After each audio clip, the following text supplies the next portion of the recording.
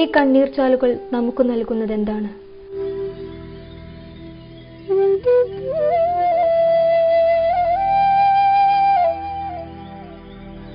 കാലത്തിന്റെ കുത്തൊഴുക്കിൽ ഇവരെ നമ്മൾ കാണുന്നില്ല.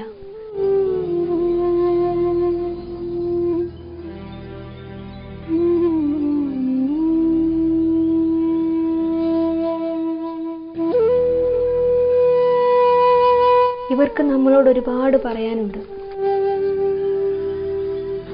പിന്നെ പ്രയാസങ്ങൾ വന്നു കഴിയുമ്പോൾ പെട്ടെന്ന് കണ്ണിന്ന് നിറഞ്ഞു പോകും.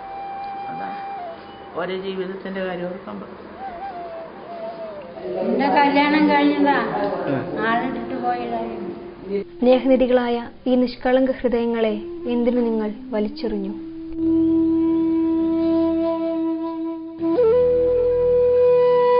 ഈ വിലാപത്തിന്റെ വേദനകൾ മായ്ച്ചു കളയാൻ കാലം അതീതമാണ്. നോക്കാനൊന്നും ആരുമില്ല. മക്കള് 2 പേരുണ്ടായിരുന്നു. അതെല്ലാം വേറെ വിട്ടുപോയി. ഭർത്താവ് വേറെ കല്യാണം കഴിച്ച് വേറെ ജീവിക്കുന്നത്. എൻ്റെ 2 മക്കളുണ്ട്. ആറ് വയനാട്ടിൽ താമസിക്കുന്നത്. ഞാൻ ഒറ്റപ്പെട്ടു പോയി. നമ്മൾ നട്ടതിൽ നിന്ന് കൊയ്യുമെന്നത് ഇവിടെ പാഴ്വാക്കാണ്.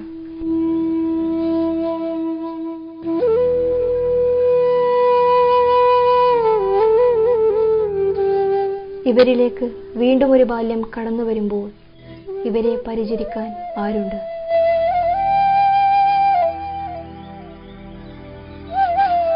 നമുക്ക് പറയാം വൃദ്ധസദനങ്ങളുണ്ടെന്ന്.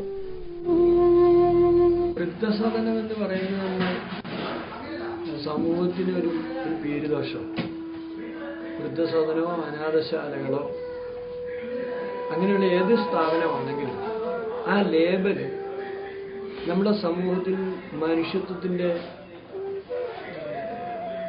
രാഹിത്യം സൂചിപ്പിക്കുന്നതാണ്.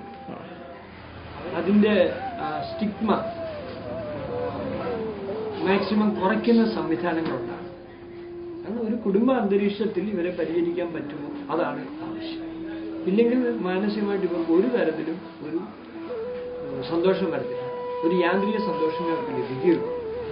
ഇപ്പോൾ എനിക്കറിയാവുന്ന ഒരു ശ്രീകുമാർ എന്ന് പറഞ്ഞൊരാൾ, അദ്ദേഹം ഇപ്പോൾ 5ാമത്തെ വൃദ്ധസദനത്തിലാണ്. 5ാമത്തെ.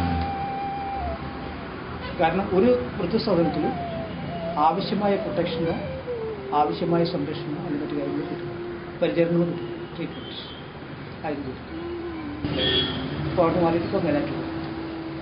അപ്പോൾ വൃദ്ധസദനങ്ങളുടെ, ഞാനതാണ് പിന്നീട് തന്നെ പറഞ്ഞത്, വൃദ്ധസദനങ്ങളുടെ എണ്ണം കൂടാൻ കാരണം ആവശ്യക്കാർ വർദ്ധിക്കുന്നു എന്ന് പറയുന്നത് നമ്മുടെ സമൂഹത്തിൻ്റെ വളർച്ചയൊക്കെ കാണിക്കുന്ന തകർച്ചയാണ്.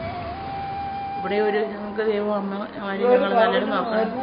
ഒന്നിനും ഞങ്ങൾക്കൊരു മുട്ടില്ല. എല്ലാവരും അവര് ഞങ്ങൾ നല്ലൊരു നോക്കണം. വീട്ടിലുള്ള ആൾക്കാരും നല്ലൊരു എന്തോ സാമ്പത്തിക നേട്ടത്തിന് വേണ്ടിയിട്ട് ആക്കുന്നു എന്നുള്ളൊരു വില വരുന്നുണ്ട്. ഇത് ശരിക്കും കുടുംബങ്ങളിൽ നിന്ന് ഒത്തിരി അവഗണിക്കപ്പെടുന്നത്. അവരെ സംബന്ധിച്ച് കുടുംബക്കാരും നമ്മുടെ ലോക്കൽ എല്ലാവരും ഉപേക്ഷിക്കപ്പെട്ടൊരു നിലയിലാണ്. ഒരിക്കലും അവർക്ക് ഒരു സ്ഥലത്തും ഒരു പരിഗണന കിട്ടുന്ന ഒരു അവസ്ഥയിലാണ് ജീവിക്കുന്നത്. വിപണന തന്ത്രങ്ങളിലൂടെ ഒഴുകുന്ന നമ്മുടെ ലോകത്ത് ഇവരെ സംരക്ഷിക്കുന്നതിന് നിയമങ്ങളേറെയാണ്.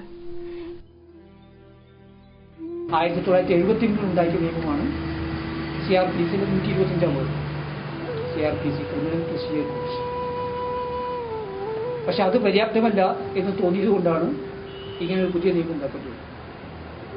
ആ നിയമത്തിനും അത് നടപ്പിലാക്കുന്നതിൽ വളരെയധികം ബുദ്ധിമുട്ടുകളുണ്ട്, കാലതാമസമുണ്ട്, അത് പ്രയോജനകരമല്ല എന്ന് വന്നതുകൊണ്ടാണ് നമ്മുടെ കേരള ലെജിസ്ലേറ്റീവ് അസംബ്ലി ഇത്തരം ഒരു നിയമം ഉണ്ടാക്കുവാൻ കാരണം. പക്ഷെ എന്നാൽ പോലും കാര്യങ്ങൾ എവിടെയും 2007 ഈ നിയമം ഇതുവരെ ഉപയോഗിച്ചതായിട്ട് എൻ്റെ അറിയില്ല. ഇത് ആദ്യം അറിയാൻ കൊടുക്കുന്നത് കളക്ടർക്ക് അറിയാൻ കൊടുക്കും. ഞാൻ SSLC പാസ്സായി. എന്നിട്ട് എന്താ മോലാ കാര്യം? ഇപ്പൊ ഇതാ ഇന്ന് നിന്റെ ഉൾപ്പെട്ടു.